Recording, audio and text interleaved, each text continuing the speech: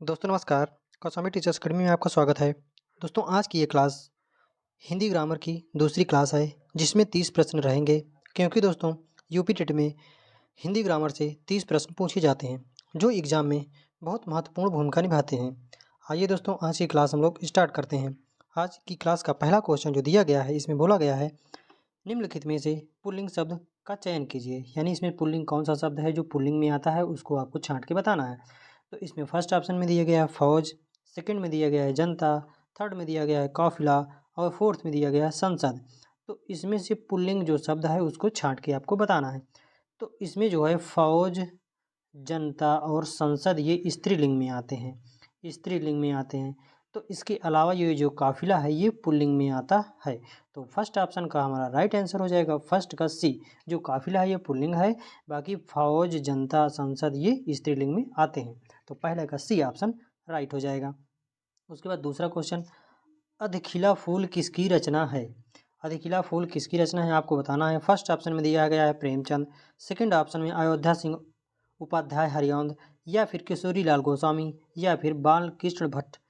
अधिखिला फूल किसकी रचना है आपको बताना है। तो अधिखिला फूल जो है ये अयोध्या सिंह उपाध्याय हरिऔंध जी की रचना है। तो दूसरे का हमारा बी ऑप्शन राइट हो जाएगा। बाकी प्रेमचंद्र की रचना, प्रेमचंद की रचना जैसे एकदम फेमस रचना है गोदान, निर्मला, गबन। उसके बाद किशोरी लाल गोस्वामी जी की रचना है वो है सुल्ताना रजिया बेगम। उसके बाद बाल कृष्ण भट्ट की रचना इसी तरह करके है। तो इसमें क्या है, अधिकिला फूल किसकी रचना है? तो अधिकिला फूल जो है अयोध्या सिंह उपाध्याय हरिऔंध जी की रचना है।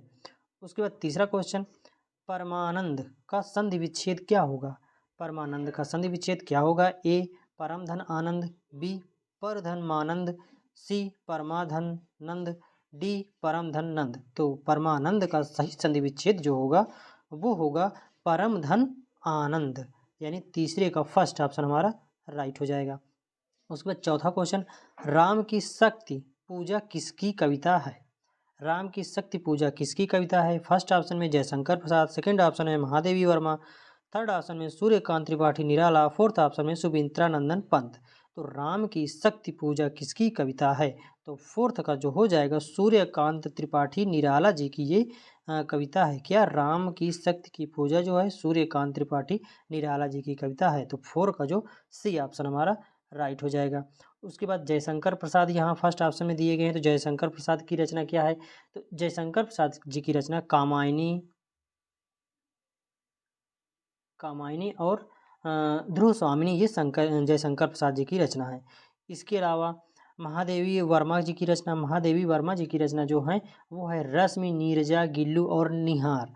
तो रश्मि, नीरजा, दोस्तों ये बहुत इंपॉर्टेंट है, ये दो क्वेश्चन यूपी में हमेशा आता है। रश्मि, नीरजा, निहार, गिल्लू आदि। और उसके बाद राम की शक्ति की पूजा पूजा तो आपको बताए हैं कि ये सूर्यकांत त्रिपाठी निराला जी की है।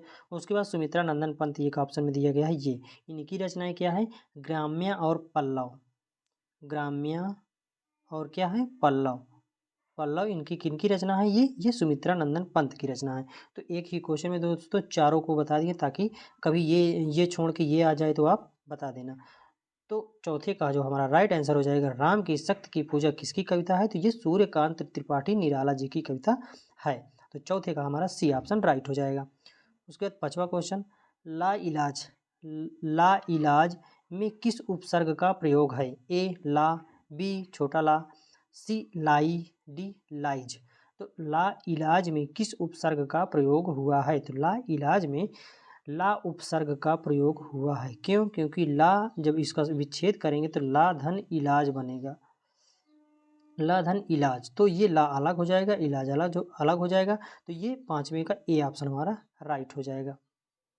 उसके बाद छठवां क्वेश्चन, मृत्युदंड में कौन सा समास है? छठवां क्वेश्चन बोला है मृत्युदंड में कौन सा समास है? ए अपादान तत्पुरुष, बी संबंध तत्पुरुष, सी करण तत्पुरुष, डी कर्म तत्पुरुष।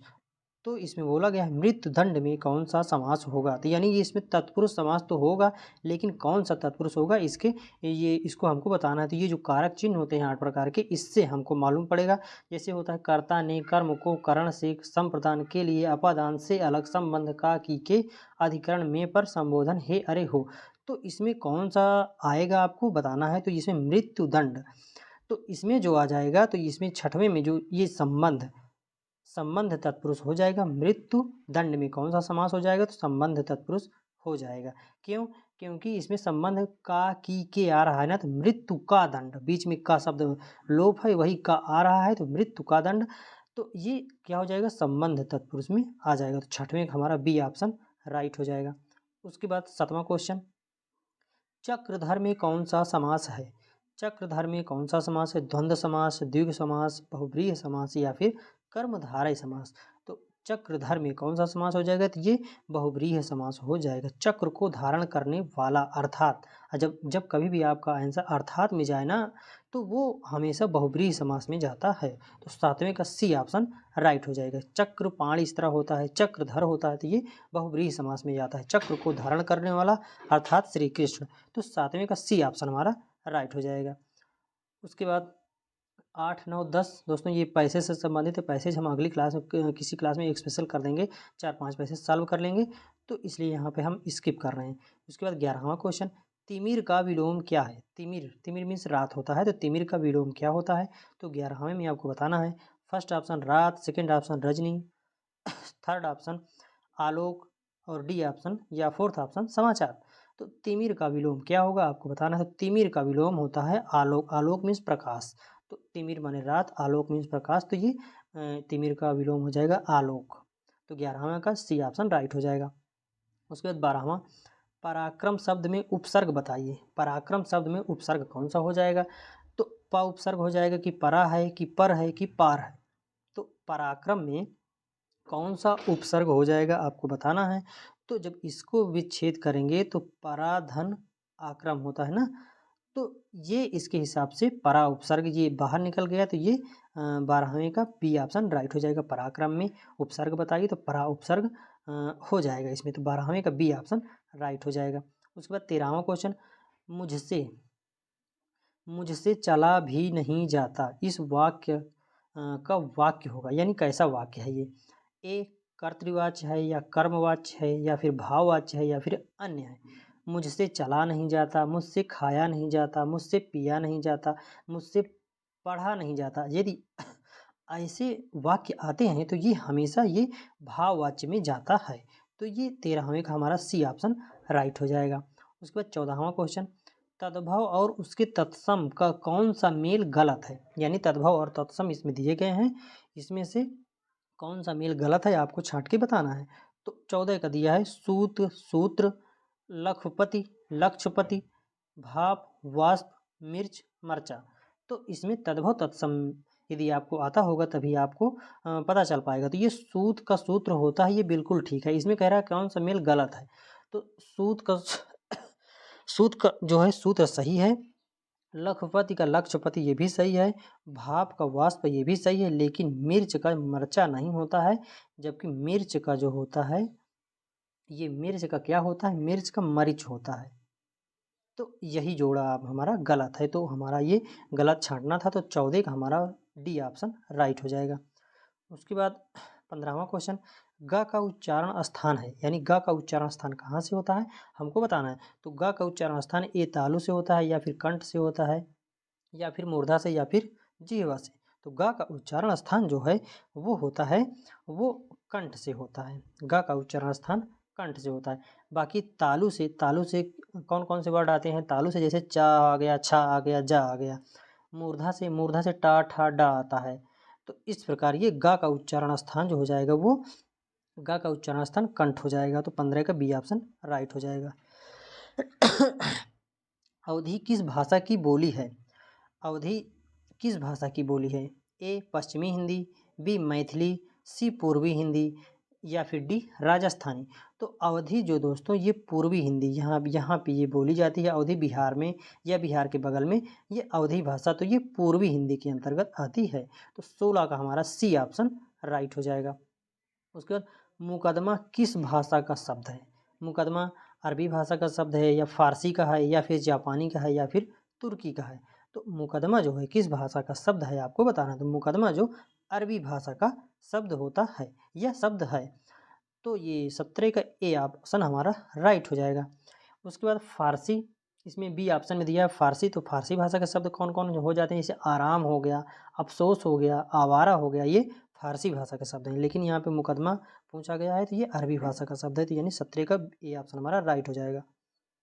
उसके बाद 18वां क्वेश्चन 18वां क्वेश्चन बोल रहा है विराम का अर्थ होता है, यानी विराम का क्या अर्थ होता है, ए ठहराव, बी रुकना, सी ए और बी दोनों, डी विरह। तो विराम शब्द का अर्थ होता है ठहराव या फिर रुकना। तो इसके हिसाब से 18 का सी ऑप्शन, ए और बी दोनों राइट हो जाएंगे। उसके बाद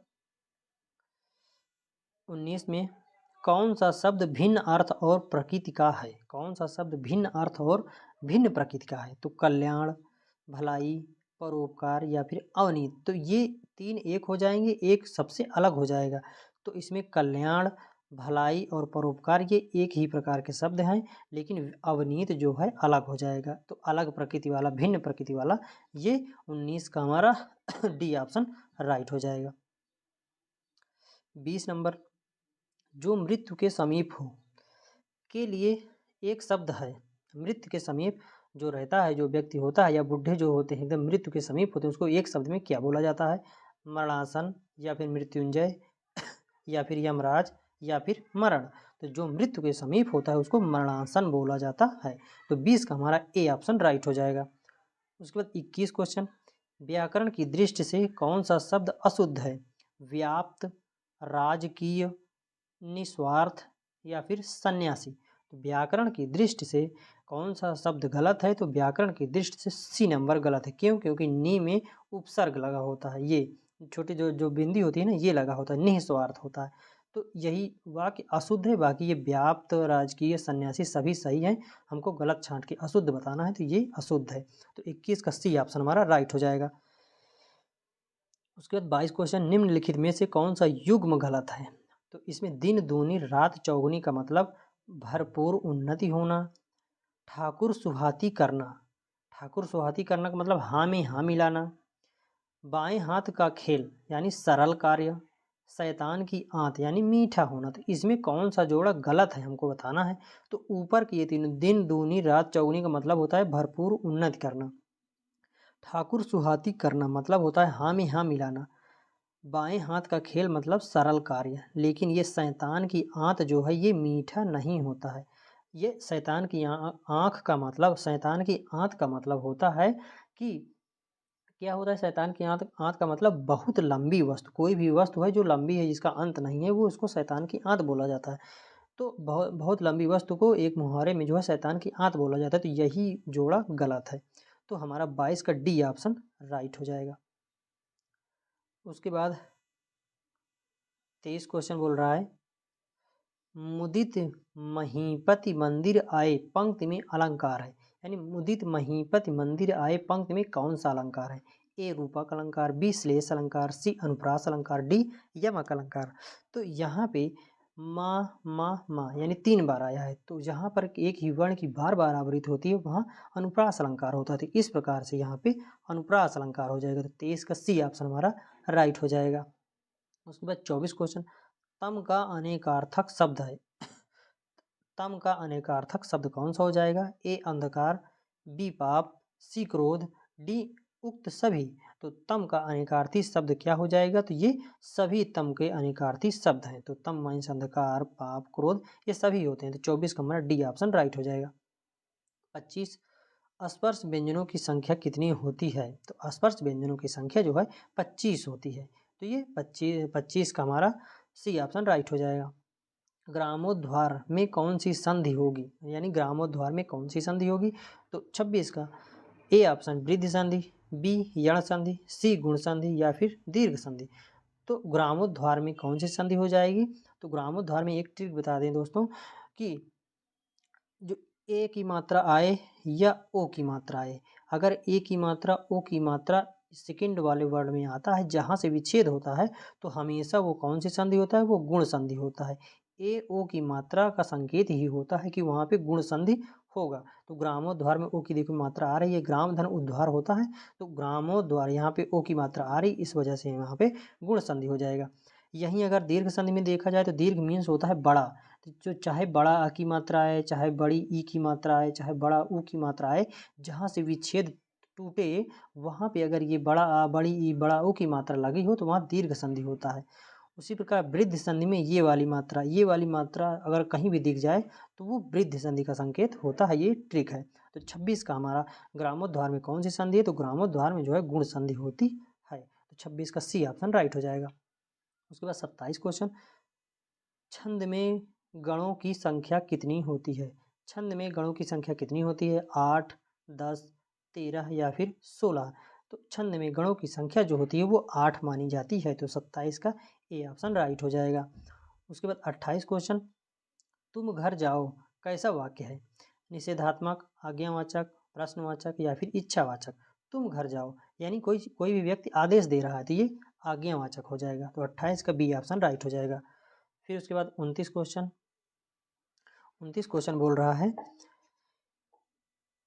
इनमें से कौन सी रचना अयोध्या सिंह उपाध्याय हरिऔंध की नहीं है?